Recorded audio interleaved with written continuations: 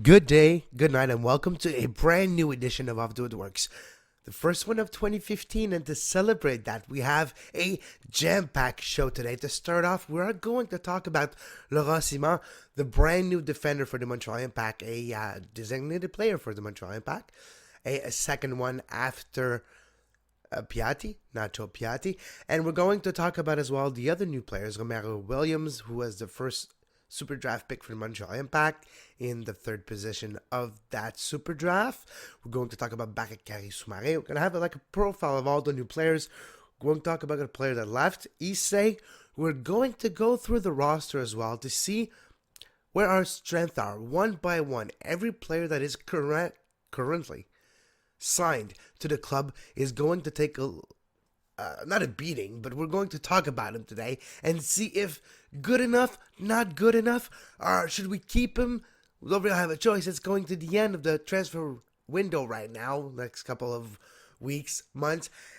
It's going to be interesting to see what happens there, so we're going to make a rundown of the actual roster. We're going to talk about Enzo Conchina, the new assistant coach for the Montreal Impact, about some transfer rumors that were out last week. Some crazy rumors that apparently, if you're taking the words of the player, are not true, and you have no clue who the guy that put that rumor out there was. So we're going to talk about that.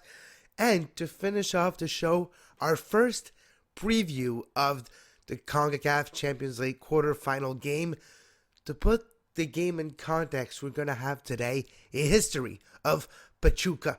So we're going to listen to the Himno del Pachuca and going through the history of how that club was created in 1901 in Mexico and how that club fared off in their history in the different leagues they played in and in the different continental championships or cup that they participated in over the years. So we're going to talk about that. And a very interesting history, by the way. The way it started, very reminiscent of the early association football club in England, London, and all Liverpool. It's really similar the way it started. Then those clubs are going to talk about that at the end of the show too. So, as you can tell, very busy show. So we'll take a small quick break. When we come back, we'll talk about the brand new designated player for the Montreal Impact.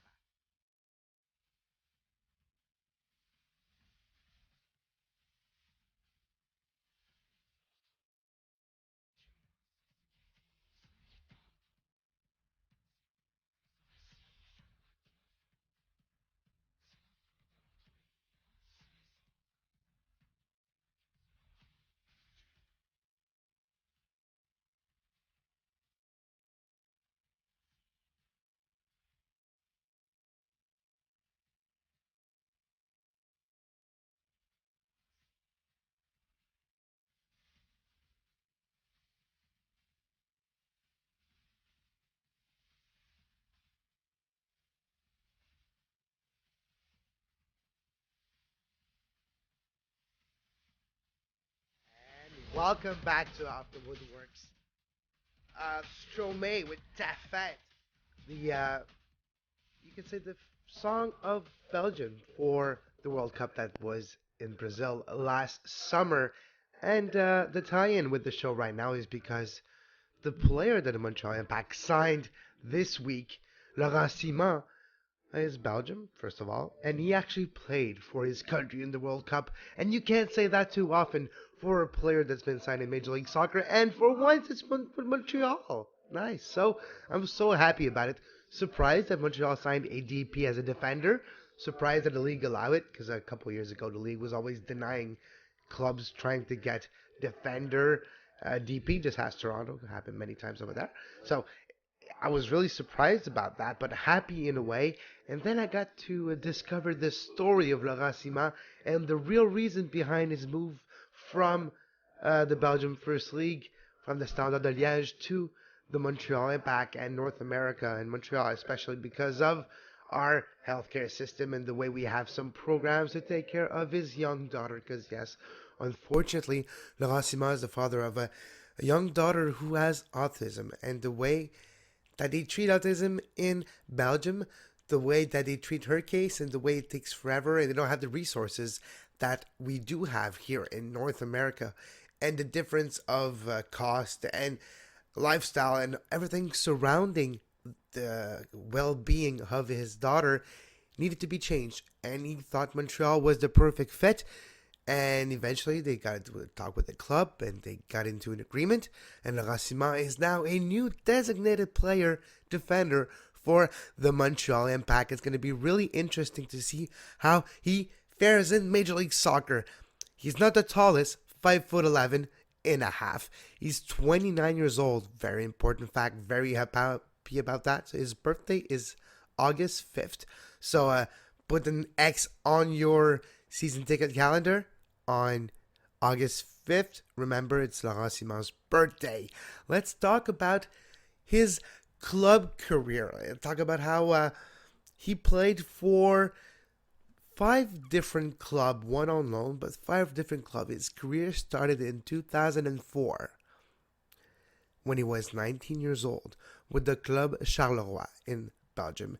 85 games played for him. Then he played total in his entire career for the Belgium national team. He played 9 games, which is not too shabby. 1 game in 2014 with the club, the Red Devils. He started with Charleroi, like I was saying. In 2008, he was transferred from Charleroi to Club Bruges from 2008 to 2010 with 16 games played in those 2 years. Not necessarily the most impressive resume, you can say, but he had some injury difficulty during those 2 years. Then he was sent on loan to a Norwegian team, the Woodworkx. Played 34 games there, 2 goals, not too shabby in one season from 2009 to 2010, and that got him his biggest contract in his career with the most prestigious club, one of the most prestigious clubs in the Belgian First League, the Standard de Liège. Eric Chenois, probably the most famous Montrealer who liked that club. Well-loved clubs around the world, probably one of the most famous, like I was saying. Belgium club, and he played 131 games from 2010 to 2014. Well, 2015, because he's actually finishing right now. So 2015 does count in it. 131 caps, you could say, with the Standard. 4 goals, but let's not forget he's a defender. He's not there to score goals. He's there to prevent teams from scoring. And he played with the Belgium U21, and like I was saying, with the Belgium national team since 2010 to this day with 9 caps. I don't know if he'll ever get called back to the Belgian national team, to be honest, with playing in Major League Soccer, but that's something that's going to be interesting to follow up with too. So with the whole story of why he comes here, the determination in him and his wife to have the well-being of his daughter in mind, the way they accommodated him, he's going to give it all for the club. He's going to be, I think he's captain material looking forward. I think he's going to be our centerpiece in the defense. He's going to be the stone that we need there. No pun intended, with a last name called like Ciman. But he's going to be the cornerstone of that defense. He's going to be the most important piece to solidify everything. And yes, I keep on doing puns about rocks. I am so sorry. It's hard. Let's get my heart caught between a rock in a hard place. I apologize, people. But the story behind it is just so amazing. It's heartwarming. And it gives you another meaning to the world of sports. When sports can benefit life in life condition for yourself and your family, you're going to be so happy. You're going to contribute to the team like never before. So for me, Laurent Ciman, after knowing the whole full story, I am 100% happy. And welcome to the club, my friend. Bienvenue. Another reason why I'm happy is to get finally another French-speaking international player to the Montreal Impact. One of the only clubs in Major League Soccer, well, the only one that's in a francophone environment. And we never really take advantage of that by signing other players from around the world that would probably don't want to go anywhere else but Montreal. We didn't really do that, and now with the signing of Laurent Ciman, it's like the first one of those type of signings. So who knows? It might be the first of many, and that would be really interesting. Wasn't first of many, but another player that the Montreal Impact didn't really sign it, but they picked him up on the draft and then they signed him. Talking about Baky Soumare, who was selected by the Montreal Impact on the MLS Reentry Draft Part 2 as the first pick. And Baky Soumare, he was drafted second overall by the Chicago Fire in the 2007 MLS Super Draft. After appearing on a substitute bench several times, Soumare made his debut coming on for Brian Plotkin for Chicago in a 0-0 draw against Real Salt Lake on May 27, 2007. And if you're a follower of the show, you know that May 27th is a very important date for Off the Woodworkx, but more for the host, myself. You probably know why if you listen to the show. July 1st, 2007, Soumare received a straight red card for violent contact in a 0-0 draw against the Colorado Rapids. Something to remember, people. Even at a young age, the guy had character. Can be good, but it can be bad depending on how he controls himself, but that's a long time ago. He since established himself in the first team during the 2008 season. Soumare scored an own goal against a team which he played his first game against in a one-run draw on the opening game of the season. Despite this, he was later nominated for the MLS Defender of the Year award. Very interesting. Alongside Jimmy Conrad of Kick TV fame and eventual winner Chad Marshall. On May 31st, 2009, Soumare aggressive on-the-field play continues as he received a red card after a second book-a-ball offense in a 3-0 loss against Dallas. In August 2009, Soumare was fined for being involved in a fight with manager Dennis Hamlet. Yes, you read that right. During the halftime interval of their game against the Houston Dynamo. He had a brief stint in France. Starting in August 2009, Soumare joined the French club US Boulogne on a 4-year contract for a reported fee of $2,200,000. Soumare made his debut for the club on August 19th, 2009 in a 2-0 loss against League One champion Bordeaux. On March 20th, 2010 that time, Soumare received a straight red card, again, the guy might be reckless, in a 3-0 loss against Paris Saint-Germain. At the end of the season, Boulogne was relegated to Ligue 2, while Soumare was promoted as captain ahead of the new season. Soumare scored his first goal of his career in a 1-0 win over Rennes on October 29, 2010. His second came on his last game of the season in a 3-2 win over Tours on April 22nd. A clause in his contract allowed him to go on a loan when Boulogne got relegated. US Boulogne loaned Soumare out for a fee of €500,000. In total, Soumare made 65 league appearances for Boulogne. Now being transferred in January 2012, Soumare signed for German club Karlsruher SC on loan until the end of the 2011-2012 season, having previously linked with Bundesliga 2 side Fortuna Düsseldorf, where Samuel Piet used to play, and Ilgosado 4. Soumare made his debut on February 5th in a 2-1 win over yes, that's the name of the team. I did not mispronounce it. Whatever. However, his season got cut short due to an injury. The club was relegated to Fußballliga, or the third division, in Germany. Going back to America in the summer of 2012 with going back with the allocation process, the famous MLS allocation process that we will explain after this. We had a question on Twitter. We will answer that question of how does the allocation process work. We will answer that after this profile of Soumare.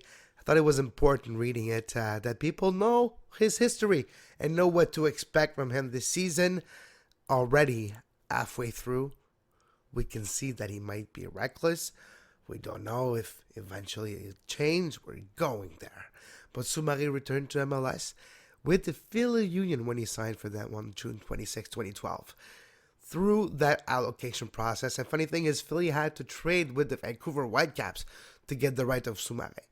And Bakary made his debut, or Baky as he likes to be called. Baky made his first return in MLS after leaving Chicago with the Philly in a 3-1 loss against his former club against Chicago in August 13. In September, he had exploratory follow-up to a major knee surgery he underwent in April 2012. So again, his knee problems come to play, and that's a mere 3 years ago. So that could be a problem looking to the future. Need to keep in the back of your mind when you see Soumare play, especially if he plays on the big on that hard turf. Return to Chicago Fire after playing back-to-back game against his whole club. Philly traded Baky back to Chicago on May 23rd, 2013, in exchange for the most famous player in the history of MLS, Mr. Allocation, and a second-round pick in the 2014 MLS Superdraft last year. And Soumare had asked the Union front office for a trade because he was not happy of his playing time in Philly, and that got him with the Chicago. And this year, another hard season for him for Chicago did not go as successfully as he thought it was. So because of his second stint in Chicago was not successful as his first, the club just declined his contract for 2015. At the conclusion of the 2015-14 season, Soumare entered the 2014 MLS re-entry draft and was selected by the Montreal Impact in Stage 2. He officially signed with the Impact on January 6th, 2014. And that is, my friends, the profile of Baky Soumare. So, with everything you hear everywhere, how people are happy and all that, it's going to be interesting to see how he fares off on that pitch or on that league in North America. Well, or more in Montreal, we could say, because he's been in North America for a long time. I'm not that happy. I'm not surprised about that pick a couple weeks ago, but I'm not happy at all. The message we received from Chicago are not that encouraging towards Baky Soumare. He's going to be a mix of a Rivas, a Ferrari, with more recklessness. So he might not be as injured all the time as the Rivas was. He's going to play more than 2 games in 2 years. But he might cost us a game in the most inopportune time. So always keep that in the back of your mind when talking about Baky Soumare. Over the last couple years, injury problems, a recklessness problem on the pitch, moment of brilliance. I'll give him that he can do it on the defense sometimes, but consistency has been an issue with his play. So going forward, it will be interesting to see Baky Soumare play for the Montreal Impact. Another couple of players that are that have been drafted by the Montreal Impact. We're going to start by the first draft pick, Romario Williams, which we will have an interview of Romario in a couple minutes. Romario Williams, first choice, a Jamaican striker, very interesting.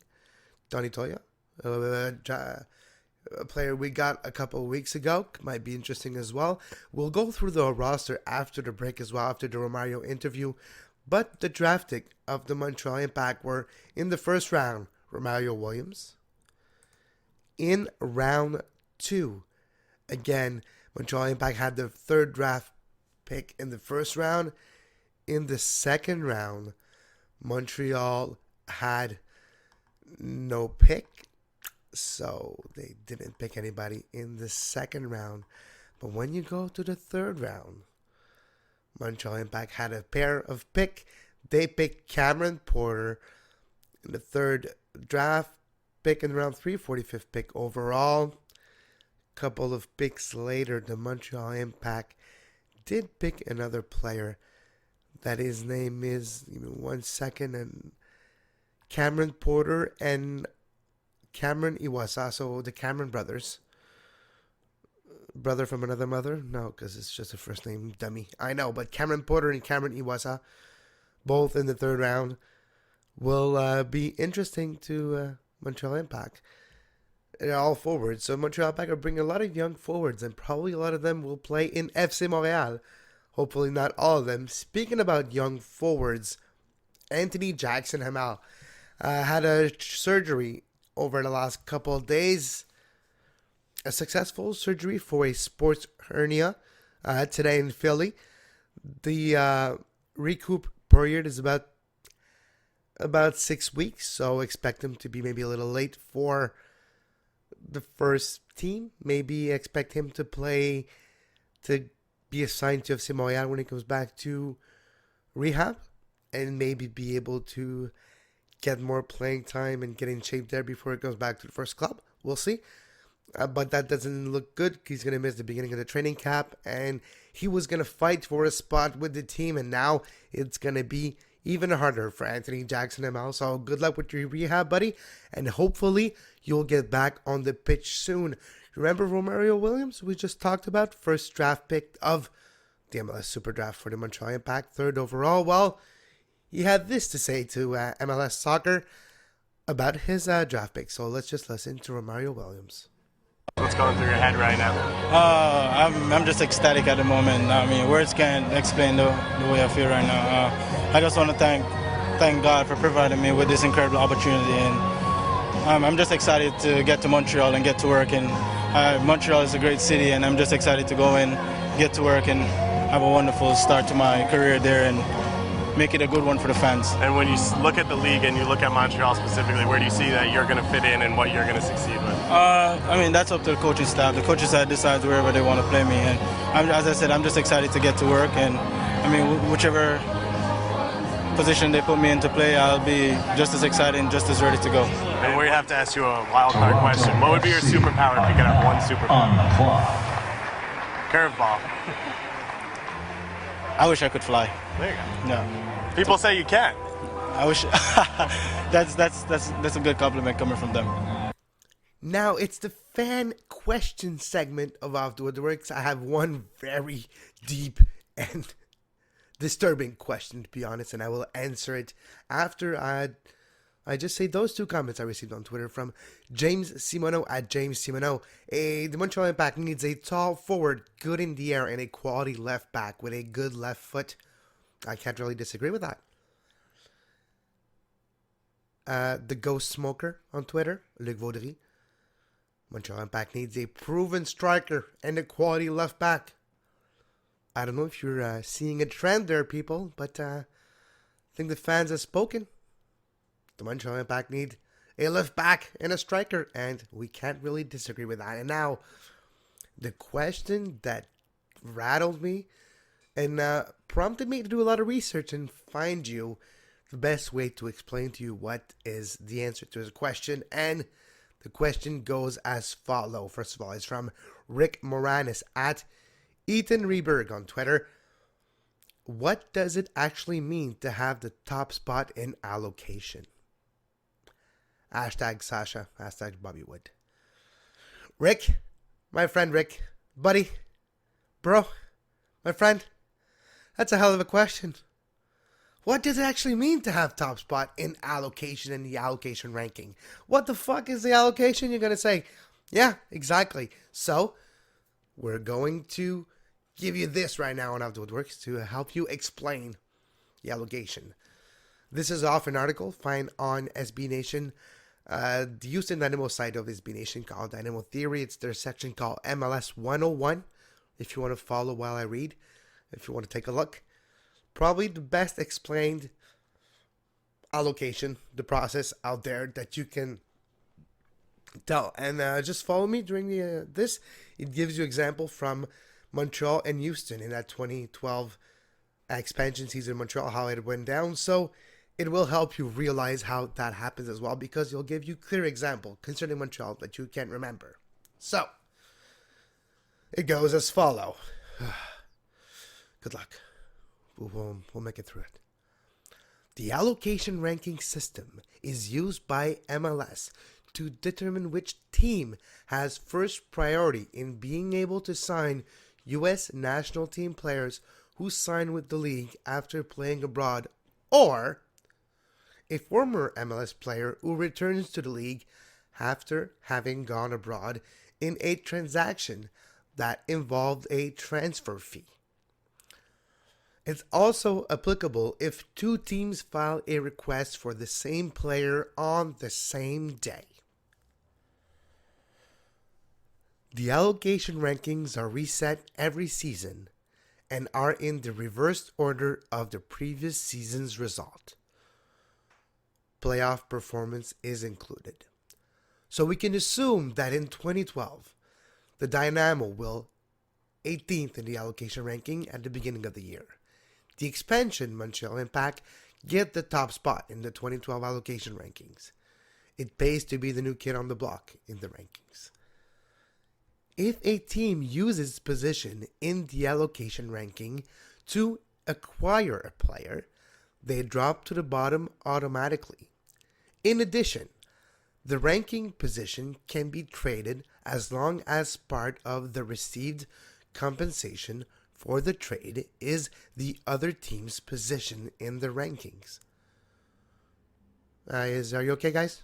Are you all set? You haven't fallen down? You haven't fallen asleep yet? You haven't been so confused and needed a drink? No? Okay, so I'll continue. Example, Freddie Adu was the most recent player that went through this process. Yes, the article is dated, but just follow me here. Bear with me. When a player goes through this system, the option to sign the player starts at the top. A team can pass on the option of signing a player. If so, the next team in the ranking has the opportunity to sign the player. If a team passes, they retain their position in the rankings. The player goes down the allocation ranking list until he is signed by a team. Now, we have no clue what happens if every team passes on a player. I don't think that's ever happened. Why? But people, when they come back, probably has an insurance that at least a team or a couple of them will be interested in them so that they will add them. So that's when usually a player comes back and go through the allocation process. They're usually somebody that picks them up. Now that's where it gets complicated as well. In addition to the ranking system, there is a magical and mysterious element of the financial system within MLS called allocation money. This is a resource made available to the club by the league that is in addition to their salary budgets. Teams may be awarded allocation money by the league for the following reasons: failure to qualify for the MLS Cup playoffs, the transfer of a player to a club outside of MLS for value, expansion status, qualification for the CONCACAF Champions League. The MLS Competition Committee determines the allocation amount to be made available to each club each season on a case-by-case basis. Just like allocation rankings, the money can be traded by clubs, but allocation money does not have to be sent in return. Allocation money can be used by clubs for the following: to sign players new to MLS. That is, a player who did not play in MLS during the previous season. To re-sign an existing MLS player, subject to league approval. To buy down a player's salary budget charge below the league maximum of $350,000. In connection with the exercise of an option to purchase a player's right or the extension of a player's contract for the second year, provided the player was new to MLS in the immediately prior year. So, you've likely heard me mention using allocation money to buy down salaries before. This means that a team can use allocation funds to pay off a portion of a player's salary to get them below the league maximums level, thus avoiding having to use a DP slot for the player. For example, if Montreal signs a player X and agree to pay him $500,000, they can use $150,000 in allocation money to get his salary down to the league maximum against the cap. Teams can also use allocation money to buy down the cap hit a DP player has on their cap. For example, if the Galaxy only wanted Beckham to cost them $200,000 against their cap, they could have used $150,000 in allocation money to buy down his salary hit. MLS does not release allocation money data, and the teams are not permitted to discuss it openly. The reasoning is to protect the interests of the league and the club during negotiation. All right, that's enough for today. That's MLS 101. Dynamo Theory on SB Nation. Thank you. There's a lottery allocation process. There's a shitload of other things that you can look for yourself. My mind is already spinning. I know yours is too. So that's about enough. Rick Moranis, thanks for your question. Hopefully, that's answered your question. We're talking about a rumor transferred earlier. Maybe a Simeon Jackson. No, that's not going to happen. Earlier this week, there was a rumor that Simeon Jackson wanted to come back to his country of origin, which is Canada, and play. And he was looking at the Montreal Impact as a potential candidate. Somebody posted a picture of some fella who claims to be a journalist who covers Coventry City Club. Well, in the championship, he was wrong, and I don't think it's going to happen. I don't think it's true. It doesn't really have any basis. There was no smoke to that fire, you could say. Just take silly, crazy rumor that got people talking for nothing. There's other rumors going on, but who cares about rumors, right? Now we got Laurent Ciman. Who knows if we're going to get another players? We'll see. We'll see. It's a good answer. But talking about a player right now, let's take a look at the roster that the Montreal Impact have if the training camp would start today. So, we'll start with the midfield, which is probably our most depthful position, where we have the most potential and the most depth, and people are going to be fighting hard to get playing time in the midfield. There's a lot, really, really crowded, and I can't see the season start with everybody there playing with the A team. So we'll go through it, starting with number 21, midfielder, Justin Mapp. He's active. Bernier, number 8. Patrice, 35. Mapp is 30. Bernier is active. Felipe, number 7, which is rumored that New York is interested in him, which could be possible because the midfield is really crowded. So we'll see what happens. Felipe is now 24. He's active as well. Callum Malice, 25 years old. He's active. Blake Smith, 24 years old. Inactive. Andres Romero, in the midfield again, 25 years old. Active. Ignacio Piatti, 29 years old. In the midfield. Active. JGL, Jérémy Gagnon-Laparé, 19 years old. In the midfield again. Active. Dilladuca, midfield, 25 years old. Active. LBJ, Louis-Béjean Goyette, a 19-year-old. Active. Marco Donadal, 31 years old. Active. Nigel Rio-Cocker, active, 30 years old. Evan Bush, 28, goalkeeper now with the goalkeepers. He is active. Maxime Crépeau, 20-year-old. Active. And Eric Kronberg, the new goalkeeper for the Montreal Impact, 31. Active. Troy Perkins signed with DC. I'm not mistaken, but I could be, but Perkins is gone. And now moving on to defender, or sometimes midfielder, but defender. So as you could tell, midfield is really crowded. A lot of players, when you look at it, a lot of players that are similar. So it will be interesting to see what Mr. Adam Braz, technical director of the Montreal Impact, does before the beginning of the training camp or before the end of the transfer window. Moving on to the defender, where it gets tricky for the Montreal Impact. Defender, but sometimes midfielder, Maxime Tissot, who in the last couple of weeks got his first cap for Canada. Maxime Tissot, welcome to the club. Well, I mean the club of the Caps of Canada. You got what I meant, not to the club of the Impact. It's been there since a long time, you know. Full-time defender, Asun Camara, 30 years old. He's active. Carl W. We met, 22 years old. He's active. Wandril Wandu Lefebvre, 25 years old. He's active. Adrian Piscu Lopez, 27, active, but more rehab than active, if you know what I'm saying. But he is working really hard in rehab right now, so who knows. Eric Miller, 22. He's active. Christophe, don't be cruel. 27 years old. He's active. Donny Toya, 22 years old. He's active. Defender again. Baky Soumare, 29-year-old. Defender. Active. Victor Cabrera, defender, 21 from Argentina. Active. Santiago Gonzalez, now with the forward.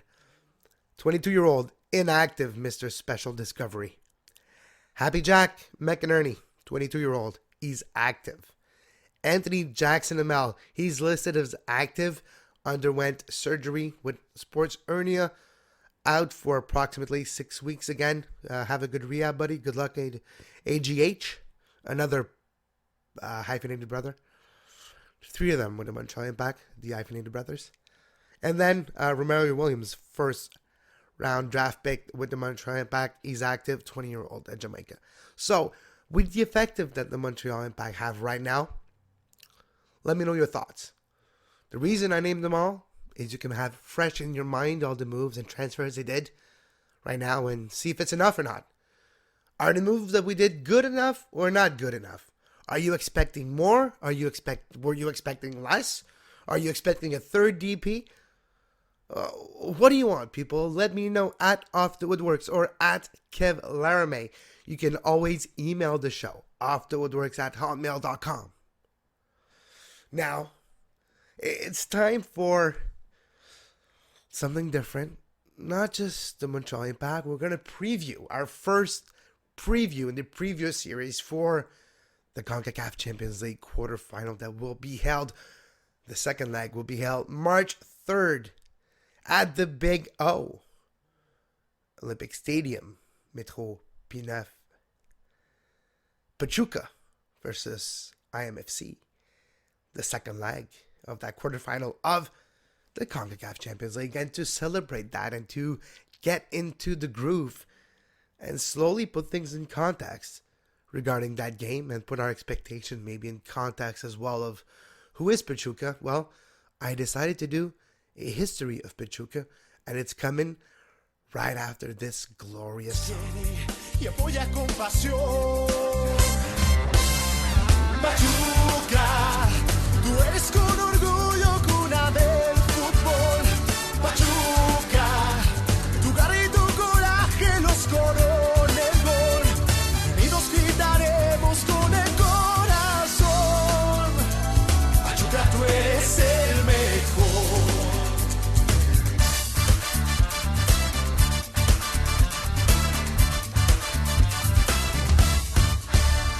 La fuerza es tu bandera. And welcome back to the show.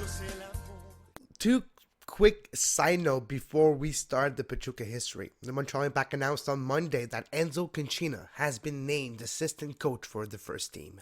He will be replacing the assistant coach Nikolaos Kounenakis. Cancina held the same role last year with the DC United in 2014. If you remember, Cancina played for the Montreal Impact a long time ago. Cancina was as well an assistant coach, part of the coaching system of Napoli in the Serie A while they were in the Champions League in 2010, 2011, 2012.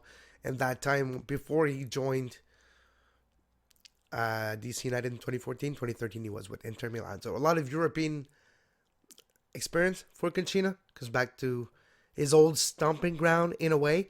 And in Montreal, well, he'll breathe down the neck of Frank Lopez. So Frankie, no pressure on you, buddy. You have an assistant coach that is his former player for the club, former European coaching experience, and Italian. So no pressure at all for you, buddy. Don't worry. If you don't win, it's not important, right? Doesn't matter. You'll get plenty of time. Sure. So that the other little quick tidbit, as you noticed when I mentioned the roster before that great Pachuca song. Well, INF, Mr. Hissène Nakajima Ferran, Canadian international that was with Montreal Impact since he got traded from TFC for Colin Warner. Well, he's no longer with the club. So again, a trade that left us with nothing. He left us with nothing. He left and we lost Colin Warner for nothing. And Colin Warner is still in Toronto, getting good things said about him and having probably the time of his life. He's going to play with a lot of good players now. So, who won that trade? Yeah. In hindsight. Looking at that trade last year, in hindsight, who won it? not Montreal, if that can help you. So now moving on to Pachuca.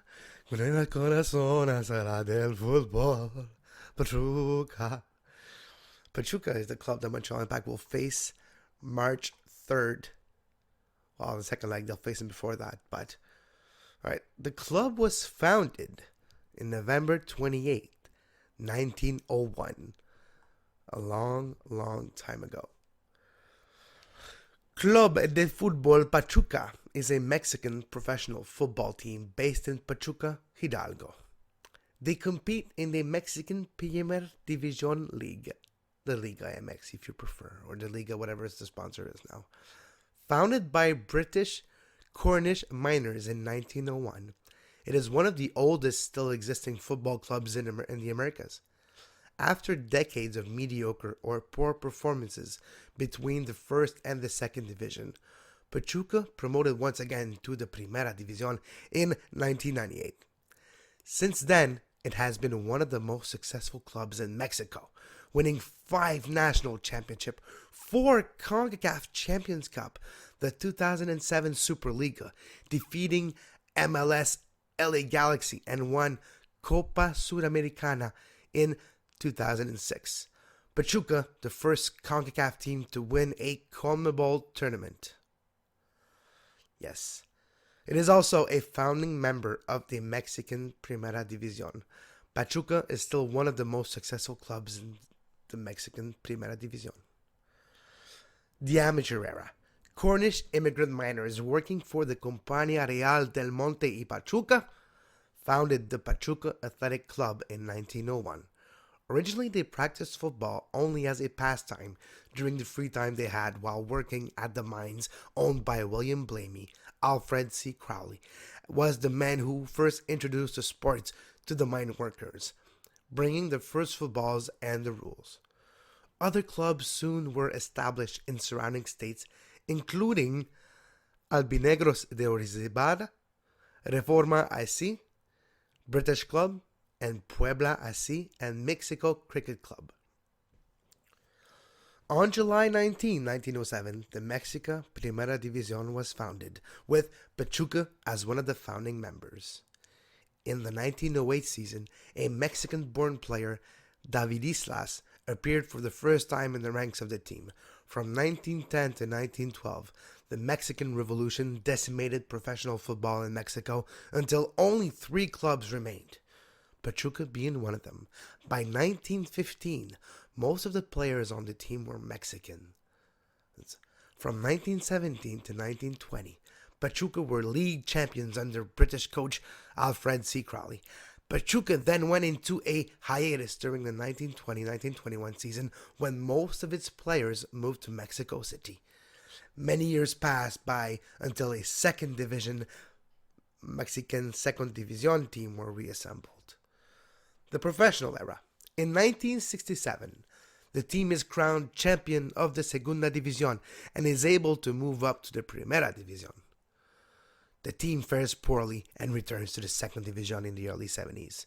The Tuzos, their nickname, would have to wait 19 years before being able to return to the Primera División in the 92-93 season, where they would struggle to remain and were relegated at the end of the same season.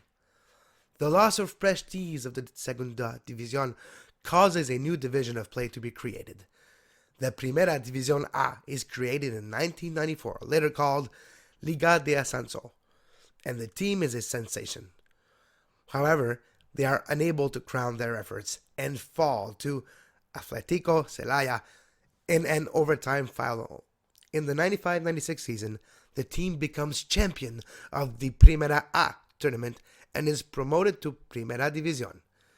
The team struggles yet again and returns to the Primera División A once more. After the Federación de Mexican de Fútbol splits the calendar into 2 half-length tournaments, Pachuca becomes champion of the winter tournament.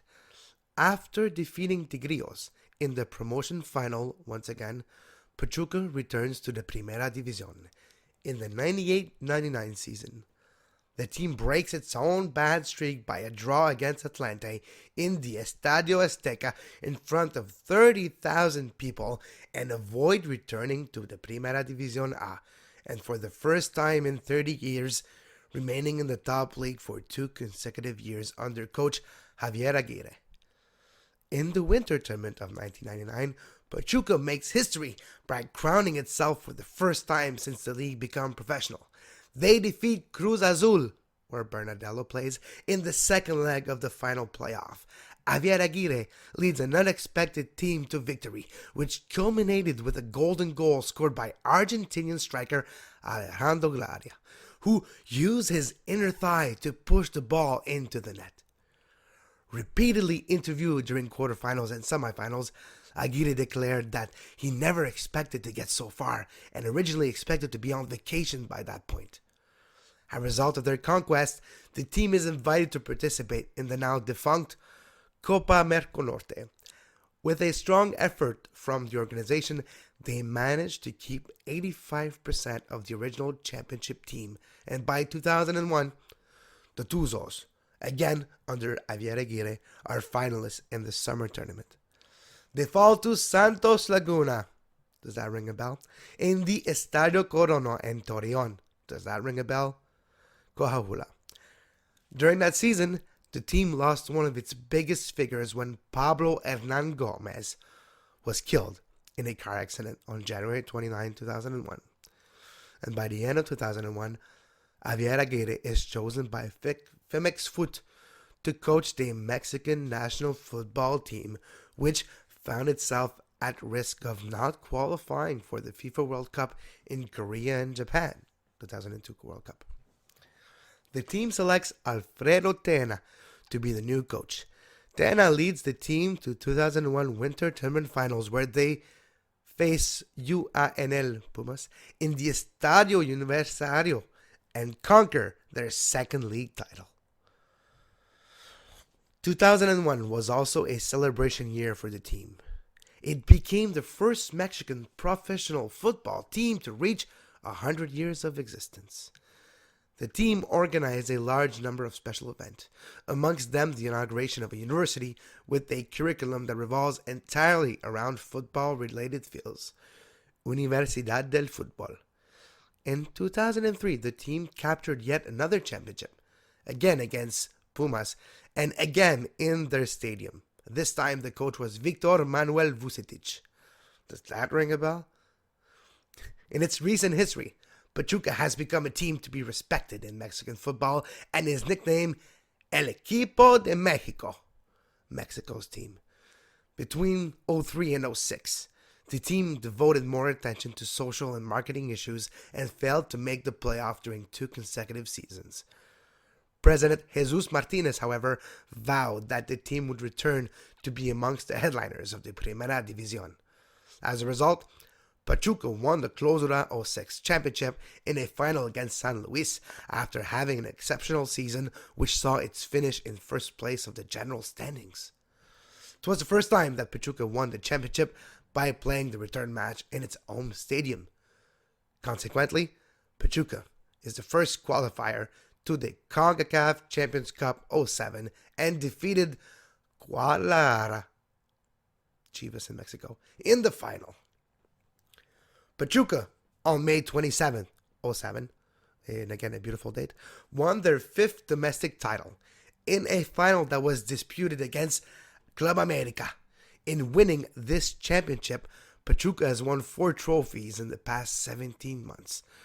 2 domestic, exactly 1 year apart, and 2 international championships, the Copa Sudamericana and the CONCACAF Champions Cup. In winning, Pachuca will have the honor of defending the Champions Cup title during the 2008 Champions Cup tournament. On July 31st, 2007, Pachuca entered into a club-to-club partnership with the Colorado Rapids Soccer Club in the United States. The alliance, which included a home-and-home annual series between the club, an exchange of best business practices, and the establishment of the Tuzo Soccer Academy at Dick's Sporting Goods Park, which was officially launched on October 1st, 07. The move established the Rapids as Pachuca's official partner club in the United States. in a move designed for promotion of both on-the-field development, player exchanges, and business incentive for both clubs on either side of the border. A recent title is a Superliga trophy, a tournament between teams from the Mexican League and Major League Soccer from the United States. Pachuca beat the LA Galaxy in penalty kicks 4-3 after tying 1-1 after overtime. The main prize besides the trophy was $1 million to the winner. With this, Pachuca added its 5th tournament victory in 15 months. The CONCACAF awarded Pachuca the 2007 CONCACAF Team of the Year for their 5 titles in 15 months. With the victory over Guadalajara, Pachuca claimed a spot in the 2007 FIFA Club World Cup, scheduled for December 7th to December 16, 2007. They were knocked out by their first rival in the opponent, CAF African champion Étoile Sportive du Sahel from Tunisia on December 8th.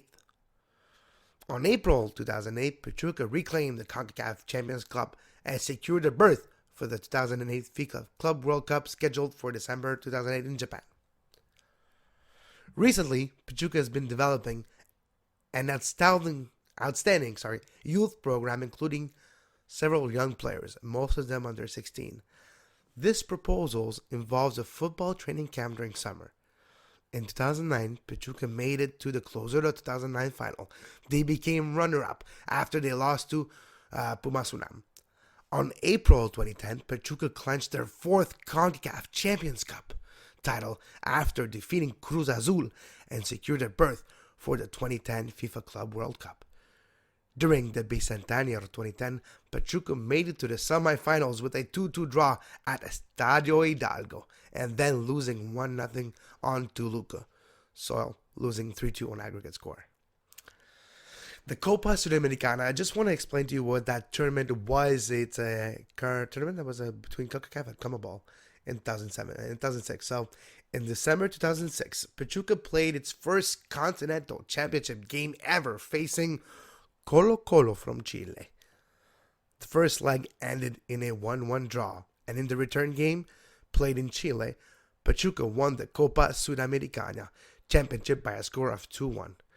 Pachuca's goal for the title were made at first by their symbol, Gabriel Caballero, and in an excellent play, Chitiva gave the ball to Christian El Chaco Jimenez, who scored the golden goal for their greatest conquer in their history.